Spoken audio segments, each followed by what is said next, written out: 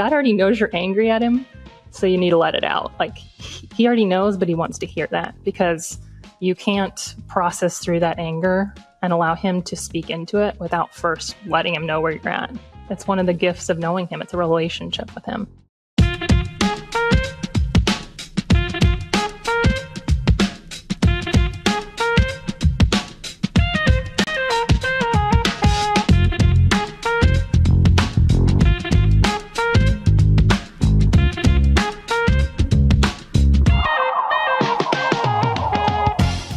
Everybody, it's Kait and JJ, and this is the Heart of Dating podcast.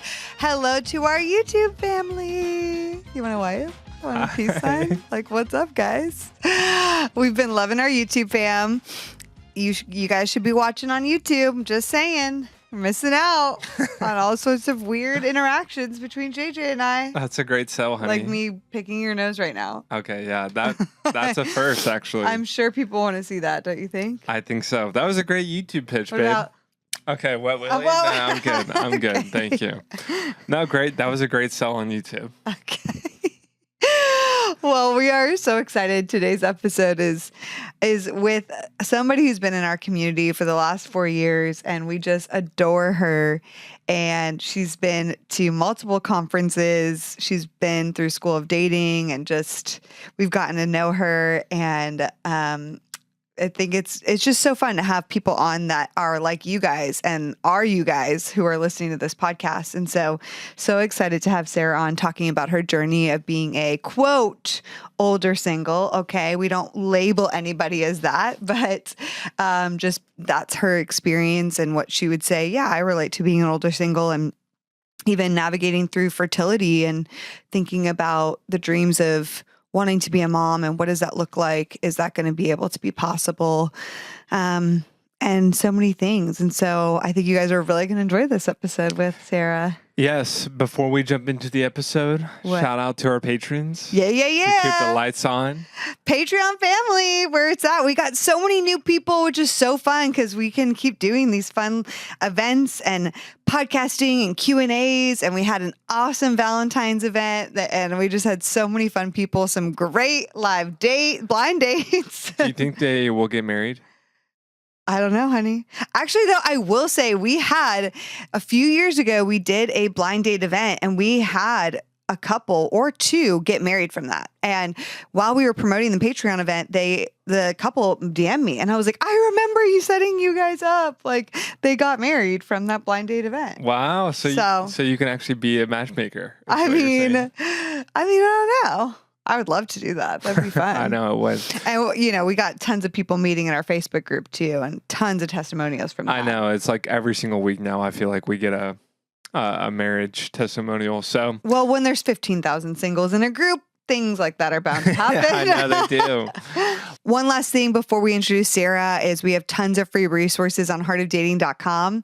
And today I want to highlight our prayers freebie. It's a free guide to pray for all different things in different areas of singleness. So if you go to heartofdating.com/resource/prayers, you can get that freebie, and you can see all the other freebies we have because we have a bunch on there. All right, without further ado, here's our episode with Sarah.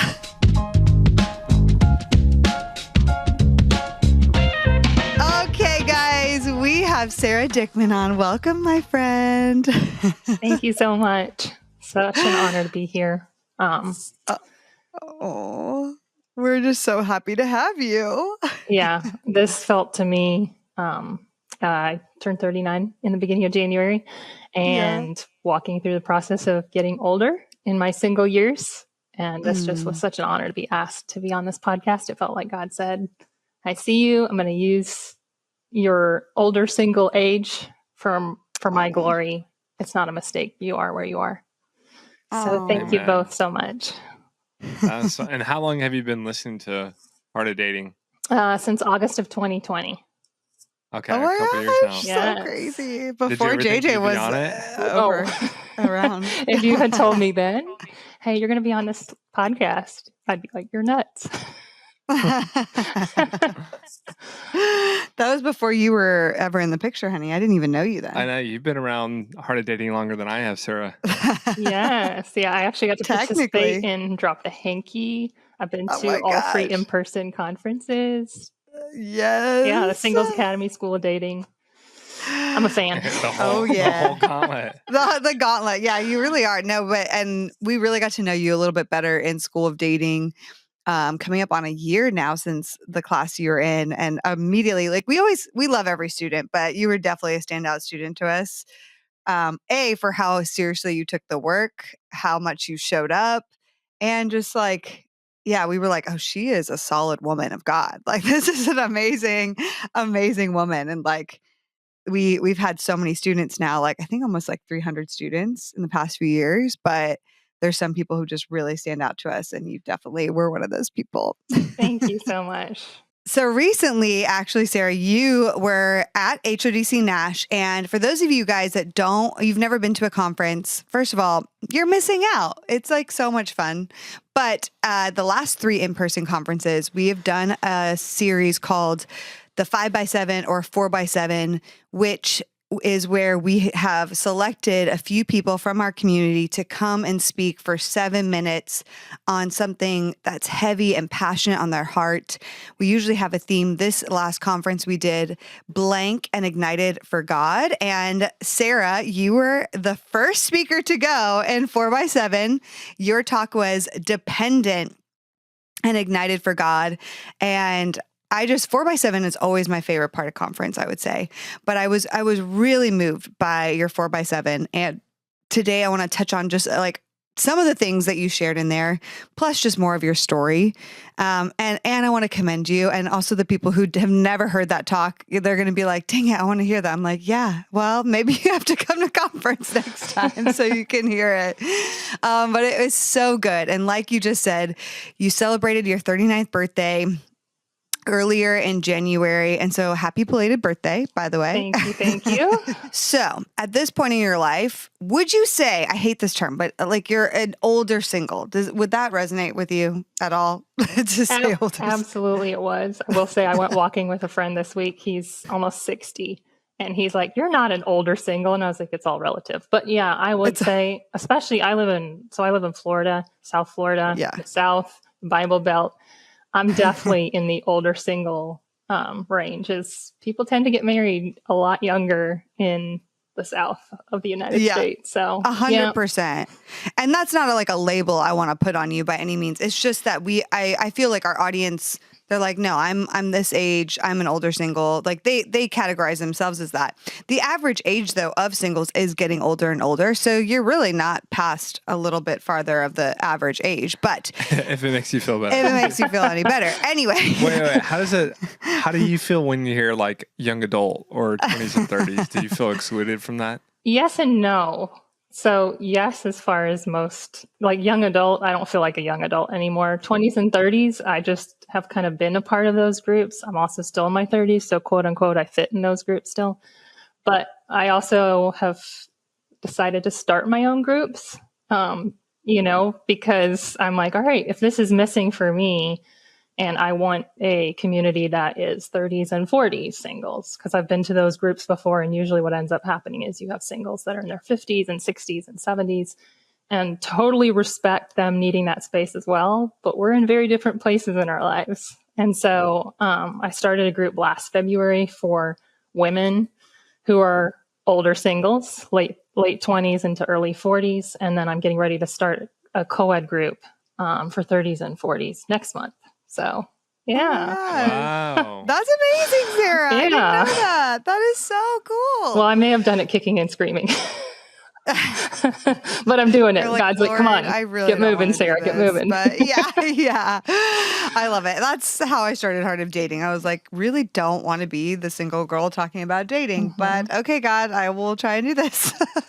So I love that you're doing it. So even in your talk, you've admitted that at this point in your life, you've started to face some harder questions about singleness. So would you be able to share with us and our people a little bit about maybe what are some of those questions you've had to face? Yeah, absolutely. So specifically at HODC Nash, which Number one, come to the conferences. They're so much fun. They're not weird. I've met so many amazing people at them. Number two, just a lot of good information. And number three, I love the 4x7s and 5x7s. So it was an honor to speak. I always laugh and say, Courtney Leo, I heard her in the conference in Orlando. And I was like, I want to be like her. And she told me at Nashville, she's like, you are like me. Oh, I love that. Yeah. But what I shared at the conference was actually about the fact I am starting to face the prospect of being 39. You know, there is a ticking clock for women that maybe isn't ticking quite as quickly for men. So I had gone to my doctor in early December and talked to her about, hey, I want to start talking about fertility. I'd approached her about it earlier last year, but she had said, hey, there's some medical things we need to take care of first. And I was like, great. So come December, sat down with her and she looked at me and basically said, hey, I wouldn't be a good medical provider if I didn't encourage you to consider sperm donation or seek to freeze your eggs. And it just felt like to me, all this fear was suddenly a reality of like somebody was embodying all the fear. And so that's definitely one of, I'd say, the biggest things that I'm coming to realize is I have to face the fact, am I going to be able to have children? You know, there is a certain age that women reach scientifically where things just start to decline. It's part of aging. And there's nothing, that I can do or any woman can do to reverse aging. It's just part of life. So, facing, am I going to be able to have kids? Am I going to meet someone before that age? And what happens when I meet them? And what if I can't have children? And obviously I don't know whether I can have children or not, even if I were to get married tomorrow. But, and for me, so I'm actually one of 9 kids. Oh my gosh, my youngest sibling was 7. I was 17 when she was born. And I love kids. Like out of all my sisters, I have one other sister who I would say loves kids as much as I do, but I've always wanted to have a family. I've always been the one that said, I want 4 to 6 kids, like a bigger family, not 9, but 4 to 6 kids. And as I've aged, that number has gone down because children are such a gift, but there's an age, that you stop having children. But it's one of those things where having to come face to face with that question is probably the biggest of, God, are you really going to ask me to give up my dream of having kids? And that has been something to really wrestle with, and still wrestle with. Yeah. What is that? How does that look like for you specifically, the wrestling and, like you get that kind of news from your doctor, like how do you respond? Is it just grieving? Is it just mourning? Is it, could you walk me through what that felt like and what you did? And how you addressed it with God. Yeah. Yeah, absolutely. Well, so I work full time. So after that appointment, I actually went back to work and pretty much spent all afternoon fighting back tears. Like every time it came up, it just tears welling up in my eyes. And I texted a couple of my friends who are in my my board of advisors. If you go to School of Dating, you'll learn about that. I texted them and I was like, I just, told them, I just heard this from my doctor. I'm really struggling. I'm trying to get through work. Would you just pray for me? And one of my closest friends, she messaged and was like, do you want to go walking tonight? We can talk. So having a community was hugely vital. But I also knew God and I needed to have a conversation.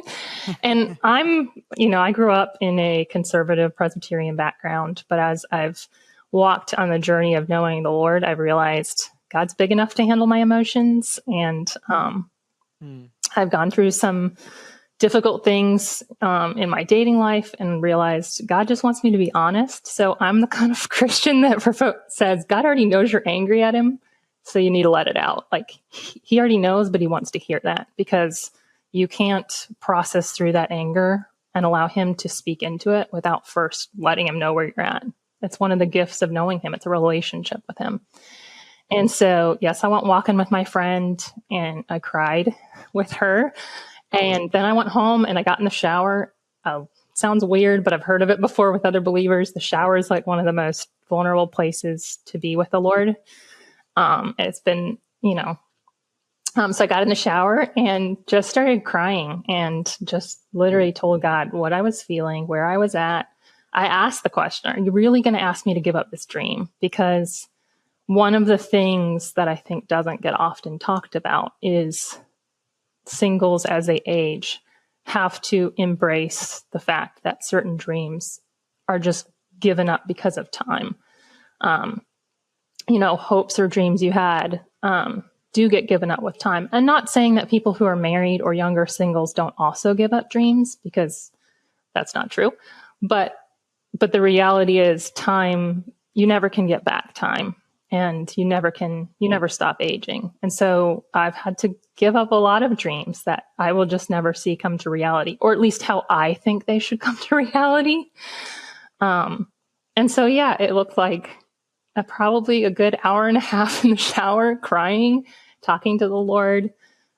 I don't think I yelled, but definitely just being really honest. And I mean, I have yelled at God before in other situations, but, realizing that the Lord wants to know what I'm feeling. He already knows it, but he wants to hear it from me, which is such a gift for me to release that.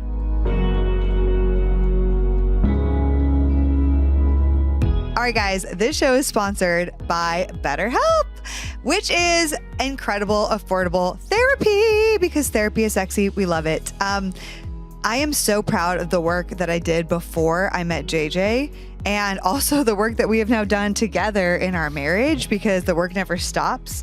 But I think a common misconception today in the Christian world is, oh, you don't really need therapy. You just need to be healed by Jesus. Yes, we do need Jesus and to be healed by Jesus. And a lot of us need some therapy. Isn't that right, JJ? Yeah. How long did we make it in marriage until we waved the white flag and said, we got a joint therapist? Yeah, we like a few weeks in. Yeah, I think we made it 3 weeks. So I have a therapist, you have a therapist, and we have a joint therapist.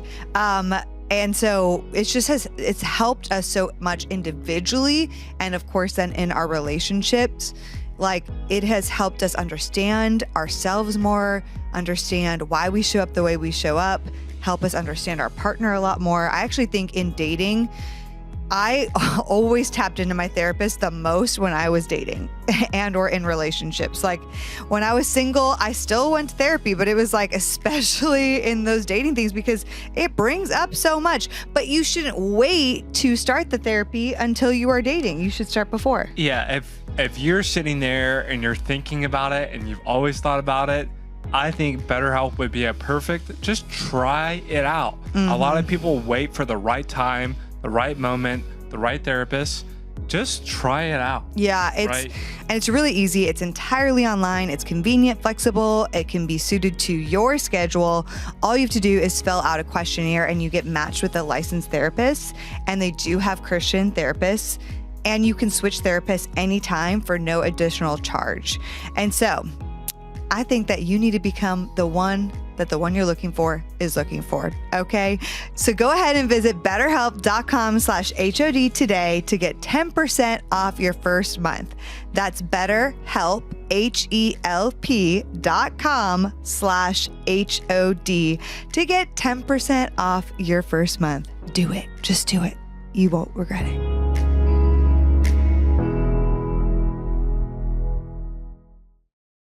I remember in your talk, you said as well that your mentor, Barbara, said to you, Jesus is the shepherd and he calls you his sheep. And I guess the question I have for you and anyone wrestling with this weight of disappointment, whether it is, I'm older, I wanted to be a mom, especially for women. I feel like guys wrestle with that, but it's a little different in terms of maybe time. Maybe at 39, the guy isn't thinking, am I able to be a dad or not? It's just a little bit different biologically. But because the question is for you and for those who are wrestling with that kind of disappointment, like when you think of Jesus as the shepherd, do you really think he is a shepherd? Is he shepherding you, and is he writing a story that's better than you could ever write? And I think in those moments, I can imagine it's so hard to even but this was a story I thought and believed for so long, and wanted for so long. So if that's not part of the story, how can your story be greater? What has that like wrestling through Jesus as the shepherd and may have a better story for you and a great story for you been like in the midst of this kind of disappointment? Mm-hmm. Yeah. Yeah. No, that's so valid. Because I think often, at least for me, I think for a lot of women, I think for men, when they're willing to get in touch with their feelings, so often we can allow the feelings to just overwhelm.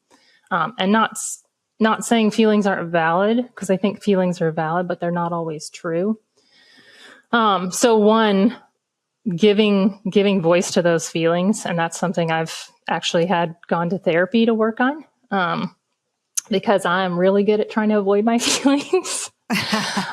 So that's something of just walking through the reality of I've got to voice the feelings, and then walk in the truth of what does Scripture say. And I'm very much so, and I'm not the kind of person that's like, go read your Bible and it'll make it all better, because sometimes it does not feel that it's making it all better.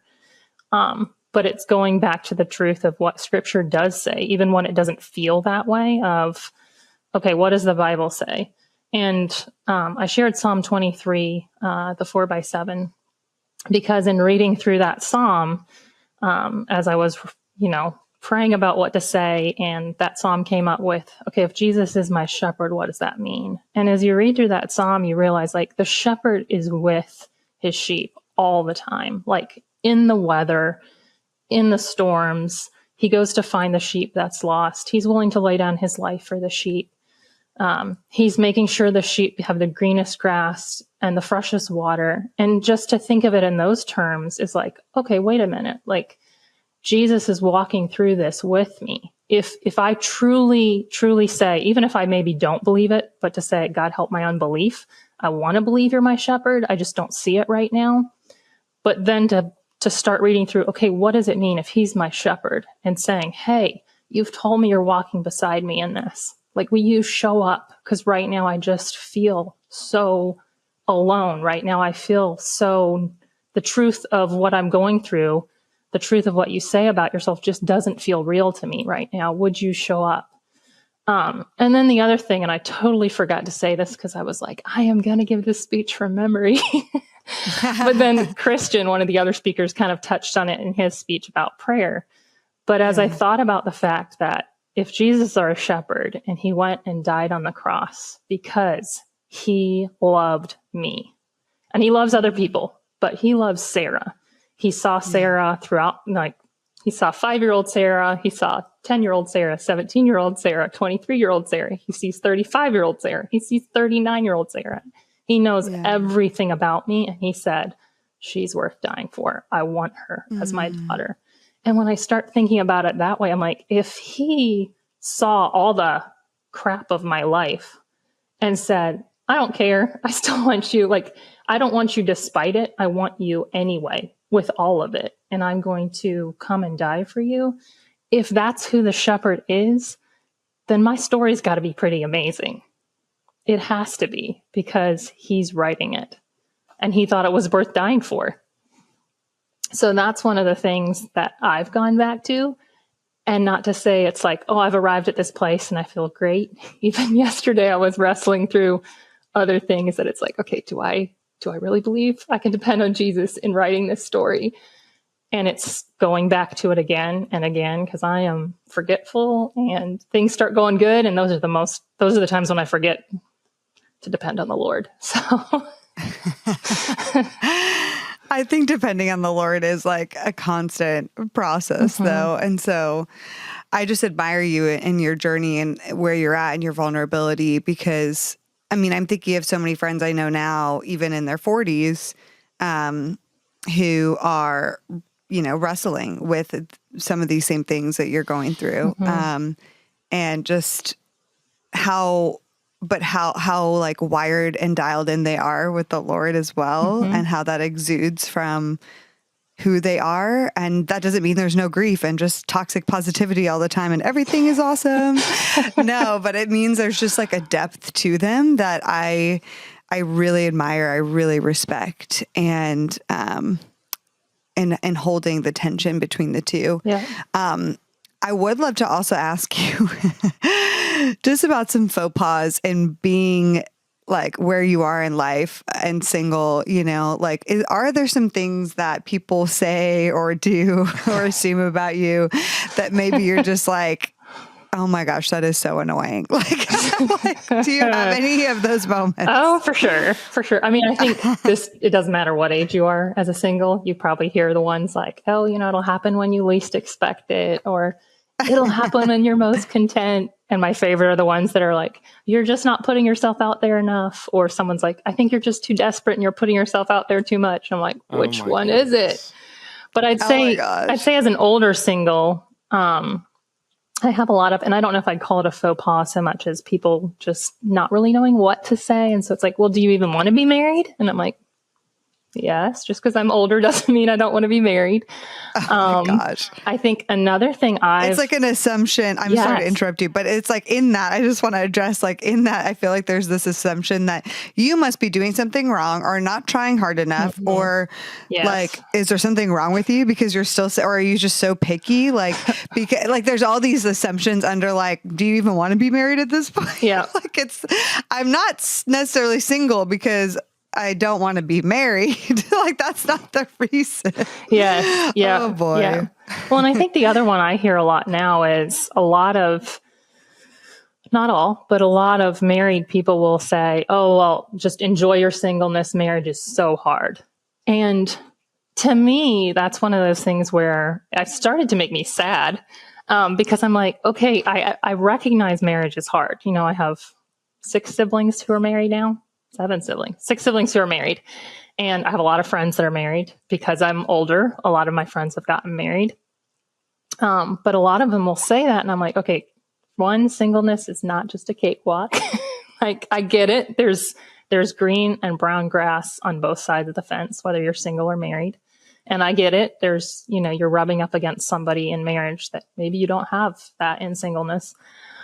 But to say, oh, you know, enjoy it. I'm like, okay, would you change what you have? And no, I'd say probably 90% of them be, oh, no, I love my spouse and I would never want to change it. I'm like, okay, so recognize, like, it's probably not the best way to just tell us enjoy our singleness. And it's something I've been talking through with friends, of like, how can you better encourage singles in their singleness, especially as they age? Because I've got to give grace to the married people when they've been married since, 25 or 21 or 28 or even 30. They've been married for, so many years. It's easy to forget what singleness is like. And so it's, how can I give them grace when they say things like that, but also help educate them on, here's how you can help singles, It's so interesting because it's so funny because even what we do, like, I'm not that far removed from singleness, even though I am married now. But even when I was single, I was like, yes, so like we should enjoy this time. And I still say that now, but I feel like it's like it has to be, there's always different encouragements for different groups of people, because there's some people who are like, I just hate this season so much. I can't wait. Like, singleness sucks. And it's like, well, if that's a perspective, then I promise you nothing will make you feel better. Because I had to get to a place of like actually enjoying it. And I wouldn't say I had to get to that place to then be able to get married, but like, I'm glad I got to that place of enjoying it before I did get married, because it would have been so sad to look back and realize, oh my gosh, I just hated that whole time in my life. And this time in my life is great, but it's also hard in different ways. And yet I like just spent so many years hating that other season. Like, that's a bummer, but I think that there's a lot of well-meaning people that just say things when they don't really have a pulse on what it's like for singles. They're not walking with singles. They haven't been single in a very long time. So it's so easy to say things like, enjoy it, or like, it's so hard, it gets so much worse, right? Like, I don't know. What do you think, JJ? I mean, I just think I couldn't help but think of like, I'm at lunch and I have like some, plate of food. And I'm like, enjoy your little plate of food while you can, because when you get to this, it's just going to stink even worse. I'm like, what? It's just a negative like outlook on marriage and your singleness. It's just something that you're kind of stuck with. Yeah. And the thought I felt like the Holy Spirit was just like, singleness and marriage are great. Jesus is just the best and transcends and gives meaning and purpose to both of those stages of life. Yeah. But they're both great, and they're both gifts, and they're both unearned. Like there's nothing I did to earn an awesome marriage, just as much as there's nothing I did to earn singleness. And you're in the same position. You've not earned singleness, and you haven't not earned marriage. They're just both wonderful gifts that God has given.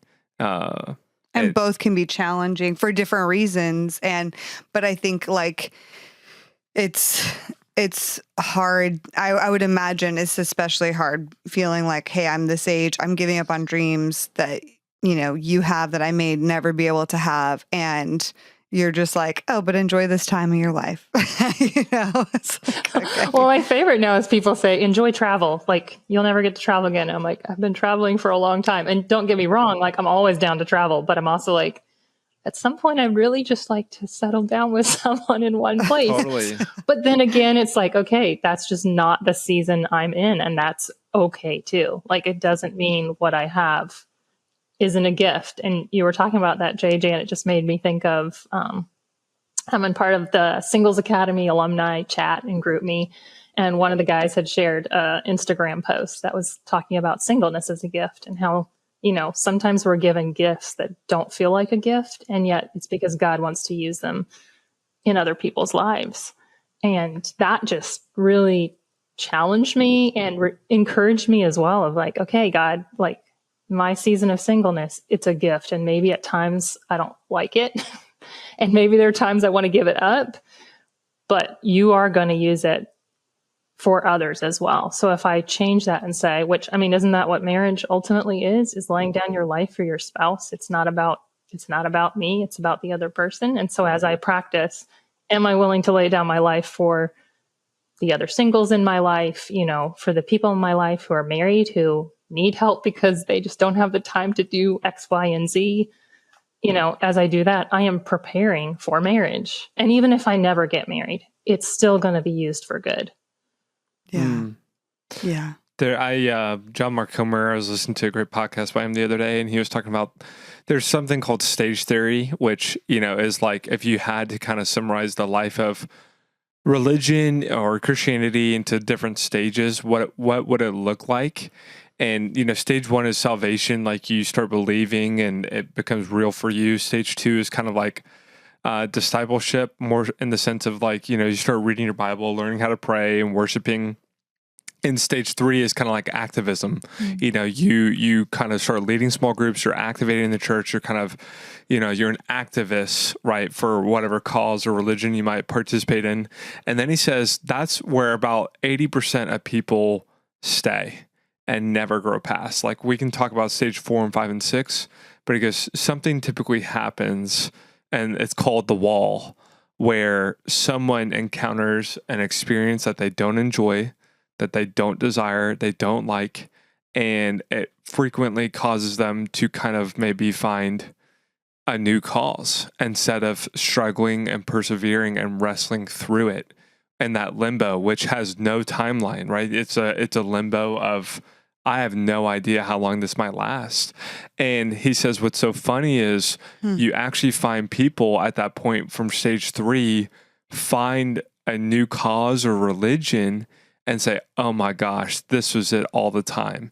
And he goes, what I saw in Portland was, deconstruction was a very agnosticism, LGBTQ rights. You see people and then they get to this place, right, where it's actually, they go back to stage 1. Oh my goodness, I can't believe I didn't know about this my whole life. This is finally the truth that I've been looking for. As they learn more and more, they become activists. And I just feel like I hear your story. I'm like, man, I think as a believer for how long now, Sarah? 33 years, 34 years. You've had plenty of time, right, to walk through that stage 1, stage 2, stage 3, and this is a wall. Like, this has been a wrestle for years and years and years. And there's so much temptation, I'm sure, to just say, I can't do this anymore. You know, like, God, you might have a guy for me, but I can't wait any longer. I want to have kids way more than I want to wait and see what your story and what your purpose is for me. I'm sorry. And just like I see so many people left and right, I feel like just kind of just dropping, not like flies, but just like succumbing to the pain of the wall and never quite learning what it looks like to wrestle through it. I just want to commend you and say, like what you've been through and what you describe and the pain and the wrestling, I'm not sure if there's an experience in my life that I can say equates to the wall and the wrestling that you've gone through. And I respect and admire like your gift has been even inspiring for me as a 29-year-old married man with a baby on the way. So I just want to say, like, your gift is not even maybe just for, you have no idea who it's for, right? And there's no name tag on it that's specifically for one age group. I'm sure there's going to be older single women listening to. I'm sure there's going to be men listening to this. I hope there's people everywhere in their life who hear your story and are inspired and encouraged. And I just want to say thank you so much. I really do respect and admire you so much. Oh, thank you, JJ. Yeah, thank you. I mean, I don't want to sound cliche, but it's Jesus in me. That's the reality of it's Jesus in me and what he's done in my life. And yeah, when I look back, I'm like, I could have been married. And I think anybody who's in their, mid to late 30s, 40s, 50s, you can look back and be like, I could have been married. And one of the things I look back on is, but what is the story that has been written as a result of remaining single? And I mean, Kait inspired me when she was sharing going into the wedding about, I actually had to grieve my singleness. And I was like, I want to grieve my singleness too. Like, I don't want to waste any season of life. And I think there are probably 20-year-olds who are more mature than I was in my 20s. But as I've been in my 30s, I've realized, I can sit here and cry, and crying's valid, and I cry a lot. And I think crying is good and healthy. Still learning to embrace how much I cry. But it's one of those things where I've realized I don't want to regret any season I'm in. And I've encouraged the women I see. I hang out with women more than men, naturally, just, women gravitate towards each other. But a lot of the women I know who get engaged and they're like, I just can't wait to get married. And I'm like, enjoy. You will never be engaged again. Like, enjoy it. Enjoy the season. Like, as someone who's older, I'm going to tell you, like, you will never get it back. And then when you get married and they're like, I can't wait to have kids. I'm like, enjoy it. Like, it's going to, children change everything in a good way, but they will change everything. Enjoy it. Like, because that's one of the things I've had to learn is, am I going to enjoy, and I look at it in kind of years, am I going to enjoy being 38? Am I going to enjoy being 39? And some years have been harder than others. I will not lie, but I don't want to get to even dating somebody, and getting into a committed relationship. I don't want to look back and be like, man, I wish I'd done more when I was single. Like, I missed out, and not in a selfish way, but just in I could have utilized my single years more fruitfully than I did.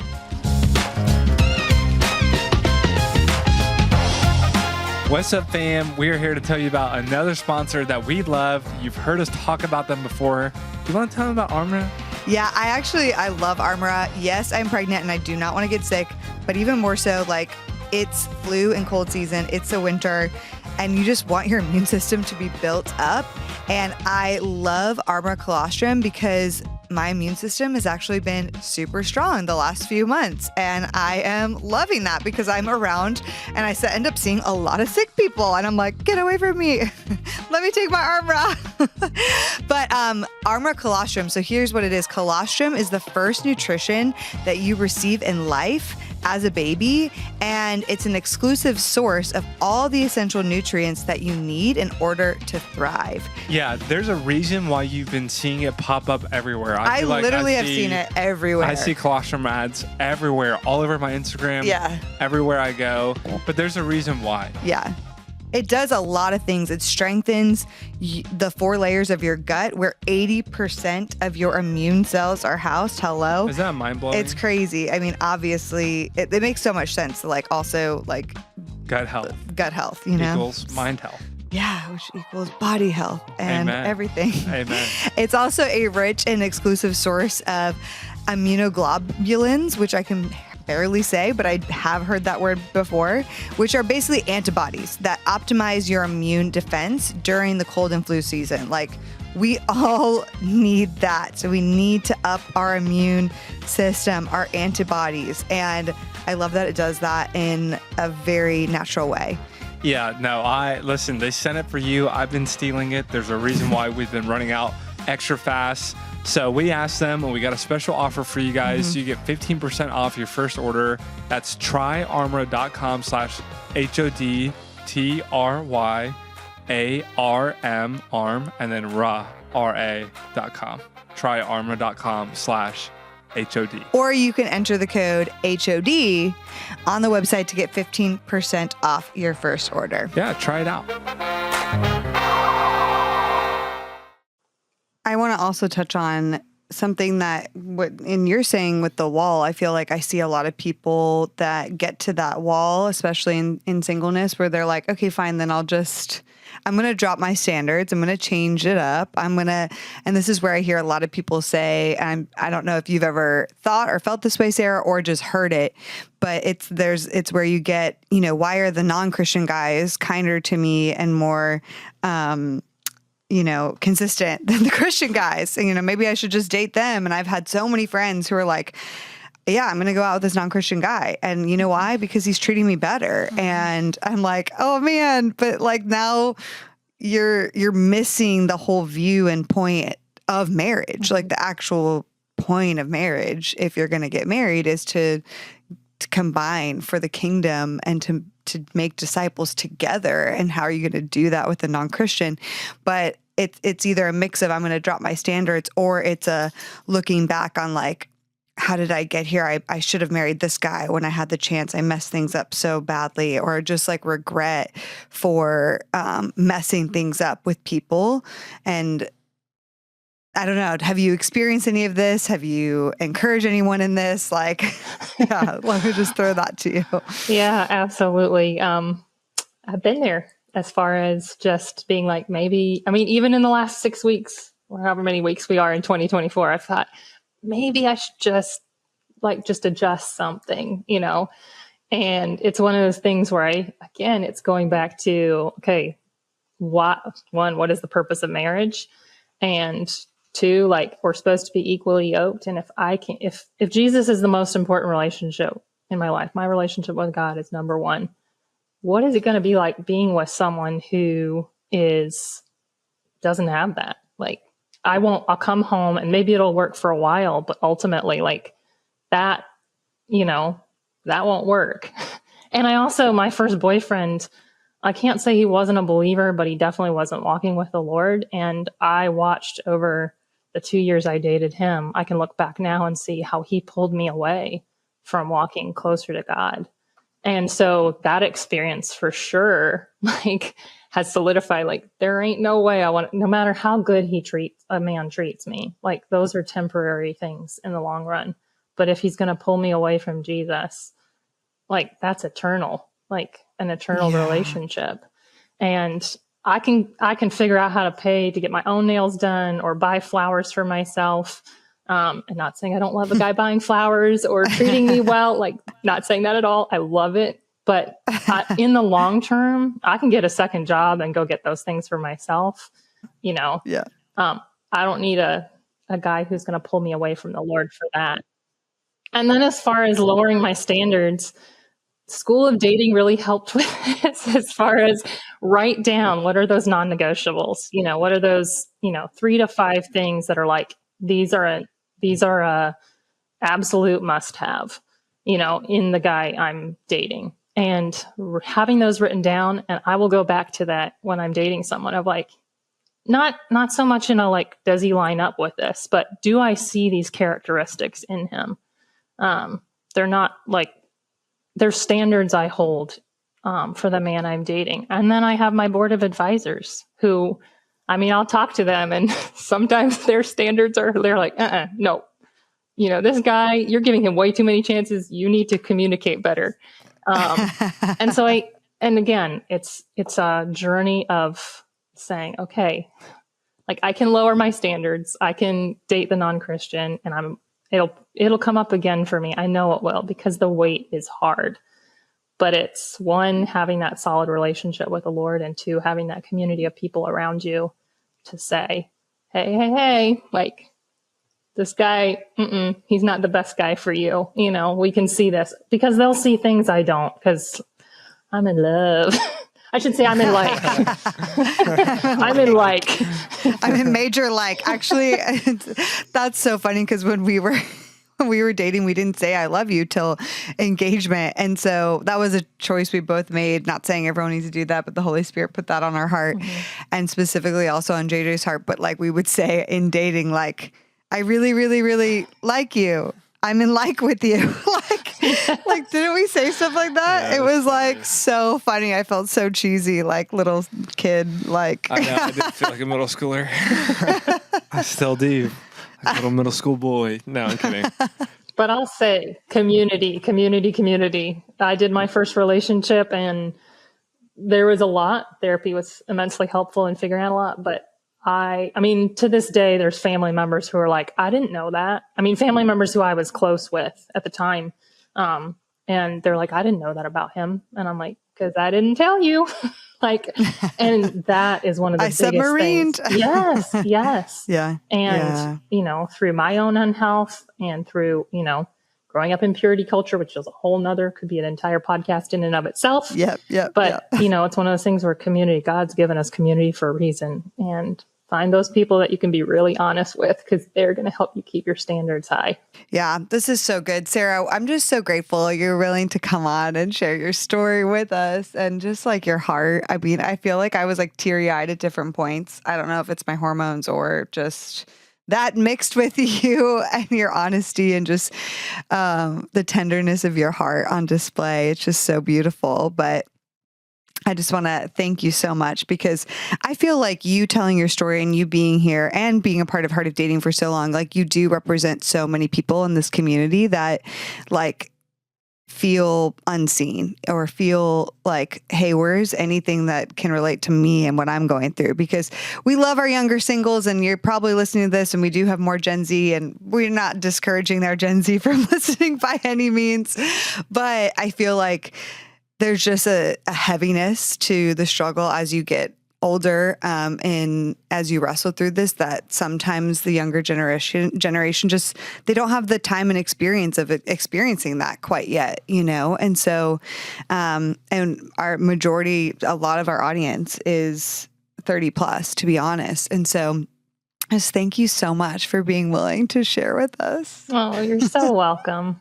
Yeah. Well, my heart is for people to be seen and known and loved. And it's one of those things where it's just, I want people to know you're not alone. Even the 20-something-year-olds. I have a 20-something-year-old in my late 20s to early 40s group.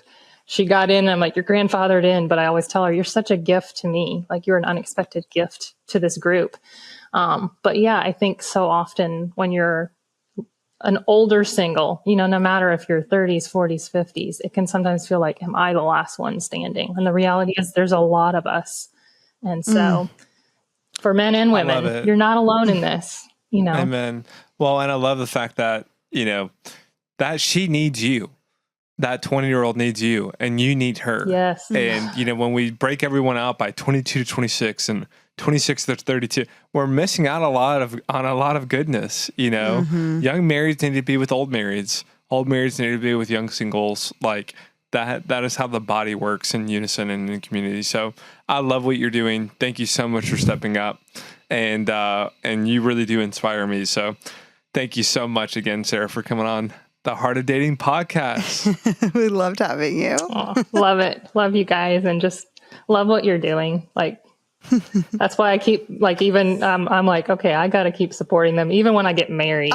Like, cause it's just, You're so you know, sweet. it's rare to have a community that's so committed, you know, a couple. Now you're married and you could easily say, sayonara, peace, y'all. We're married. But you Yeah, it's haven't. just Heart of Marriage now, guys. We're just marriage experts. We're just going to talk about marriage now. So I just appreciate all that you two are doing and Aw. all your team is doing as well. Oh, So awesome. Thank you, Sarah. Thank you, Sarah. We love you, girl. Love you guys. The Heart of Dating podcast is created by Kait and JJ Tomlin. Shout out to our epic audio and video editor, Scott Caro. We have an amazing Heart of Dating team who helps bring the show to you each week. I want to shout out Kelsey Napier, our Heart of Dating digital marketing coordinator, and Elena Gibson, our brand and community manager. We couldn't do it without them. Now, if you guys have never ranked us or reviewed us on iTunes or Spotify, would you consider doing that? It would mean so much because our podcast can get more discovered and more people can learn how to better date as Christians. Don't we all want that? We launch our podcast each and every week on Wednesdays, so we will see you next week.